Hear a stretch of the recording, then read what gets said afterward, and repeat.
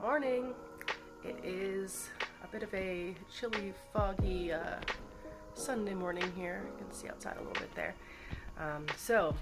I have been home all week on COVID quarantine. I made it almost 3 years without getting COVID, and then finally this week my husband and I both got it. So this week I've been home all week and decided to take the opportunity to work my way through quite a stack of unfinished sewing projects that I had in my workspace. So I'm going to take you through what I made this week.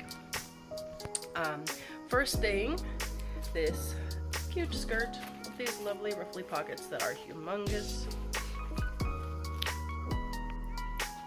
That's based on this simplicity pattern. I've made this skirt a couple of times because I just really like it. I've got another one that's made out of a much heavier flannel that's like brown and black plaid, and I wear it all the time. Then I was working on finishing up these two items. The chemise, I had only just barely started. I did most of that this week, and the stays I had mostly done, and I was just doing all the eyelets this week. And that is using this simplicity pattern, which is a partnership with American Duchess. So those two things are done. There's also a pattern in there for a bum pad, so I'll make that next and then make a decision about what kind of gown I want to go over that. Say hi to Blinky on our discarded mattress we haven't gotten rid of yet. Alright, we're gonna go out into the dining room next. Got some more projects in process here. So I started these curtains a while ago, and I got these two panels finished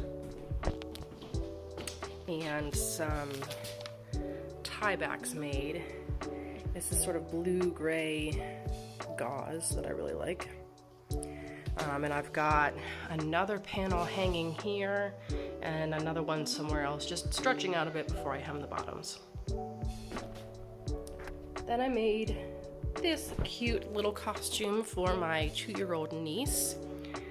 So we have sort of an annual Oktoberfest party at our house.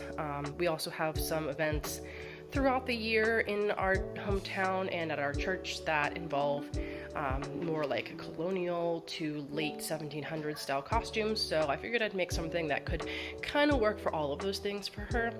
So I used this McCall's pattern, which I've used a couple of times, and what I did was I just reversed the dress. So instead of having the opening in the back, I flip-flopped it to make the opening in the front and added rivets so I could lace it up. I also designed it in a way so that it is fully reversible. So if you flip it to the inside, you can see that I've got the raw edges of the bodice in between these two layers of skirt. So you can completely flip it around. And so that dress was made using this pattern.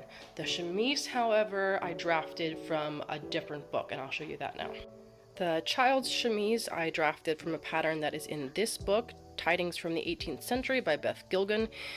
This is a little bit of an older book. Copyright is 1993, but is a really good resource for all things colonial America. It does a really good job of differentiating between the fashionable people's clothes as well as the more common people's clothes for men, women, children, all kinds of recipes, basket weaving, lots and lots of things. Things about brewing, tea, tobacco, as you can see. Pretty much a great guide for anyone just interested in this time period or interested in reenacting of any kind in this time period. So I've got it open to this page right now because I'm also from this book creating a waistcoat for a costume for my husband. And so this is as far as I've gotten so far. I've got this awesome striped linen that I bought from Burnley and Trowbridge that is becoming one of the front panels, working on some welted pockets here. Gotta have to do the other front and then start assembling some pieces. So it's going to be made with this linen, and then the lining is going to be this same just muslin that I've got this pocket made out of. I also decided to get a little jump start on my Christmas present making, so I spent a good bit of time yesterday quilting together this soft plaid flannel with this black sweatshirt fleece. And so I've just kind of got a big rectangle of this right now. That's gonna get turned into the body of a crew neck sweatshirt. So I've got to make some sleeve pieces and put that all together. And depending on how big it turns out, it might not be as long as I was thinking. So this is either going to be for my mother or my cousin. We shall see. But that'll be nice and cozy. So I got a lot done this week. Obviously I don't have that much time to sew on a normal basis, but it was nice to kind of work through some things that I had sitting around for a while. Well, I'm going to continue vlogging my sewing process because I'm going to have a lot of things going on in the near future that are kind of interesting. I'm obviously starting some historical costumes. You saw the waistcoat I started for my husband, as well as the chemise and stays that I made for myself. So I'll be continuing to make elements of those costumes. I also am a school teacher and I'm a music teacher, but one of the things I do is also help out with the theater. And so for the fall play, I am supplying costumes for a show that is a play within a play, and the play itself is set in modern day, but then the play within a play is set in the 1920s. So I will be pulling from our costume stash to get as much as I can, but anything I can't get, I will either be making things completely from scratch or altering things to try and make the silhouettes look a little bit more appropriate to the 1920s. So I would highly encourage you, if you're interested, please subscribe to this channel so that you can follow along with that process, and like this video if you would, and I hope you have a great week. Bye.